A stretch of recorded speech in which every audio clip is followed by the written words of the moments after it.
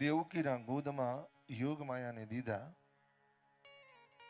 અને ભગવાન યશોદાજીના ગોદમાં ભોડ્યા છે. અને યશોદા કોણ? અનેકને યશ આપે તે યશોદા. અનેકને યશ આપે એટલે સારું થયું એ ભગવાનની કૃપા અને ખોટું થયું એ મારા કર્મનો દોષ. આનું નામ યશોદા. ખ્યાલ આવે? અને આપણે તમે જુઓ, સારું થયું તો મારા લીધે, લગ્ન થાય તો કે મારા લીધે, ઘર બાંધ્યું તો કે મારા લીધે, વિવાહ થયો તો કે મારા લીધે, આખું ઘર સેટ થયું તો કે મારા લીધે. અને ઘરમાં કોઈ એબસેન્ટ થઈ જાય, ભગવાનની ઈચ્છા હશે. લે અનેકને યશ આપે એનું નામ યશોદા. નંદ કોણ?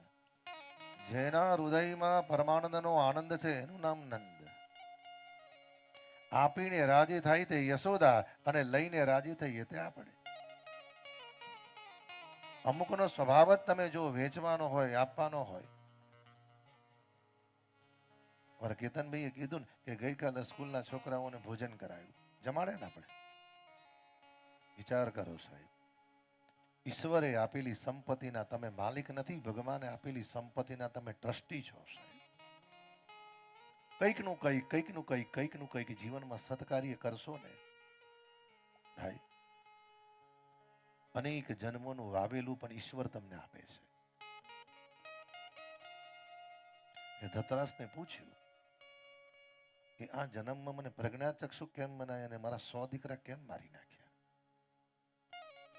ભગવાને કીધું કે મહારાજ, એક નહીં 100 જન્મ પહેલા તમે પારધી હતા. એક વૃક્ષ પર એક નહીં અનેક પક્ષીઓ બેઠેલા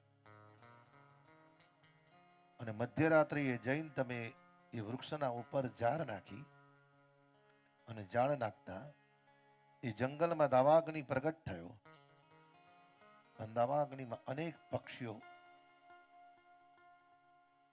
મૃત્યુ પામ્યા. અને દાવાગ્નિમાં અનેક પક્ષીઓ મૃત્યુ પામ્યા. એ અનેક પક્ષીઓમાંથી 100 પક્ષી તમારા દીકરા થઈને આવ્યા છે. કહ્યું ને ભાઈ, એને કે એને પ્રકારે જે સમર્પિત કરો છો તમે. ગોકુળ એટલે ગૌ એટલે ઇન્દ્રિયો અને કુળ એટલે સમૂહ. જ્યારે જ્યારે ભગવત ચરણે સમર્પિત થાવ, મંદિરમાં જાઓ, ભગવાનની પાસે જાઓ,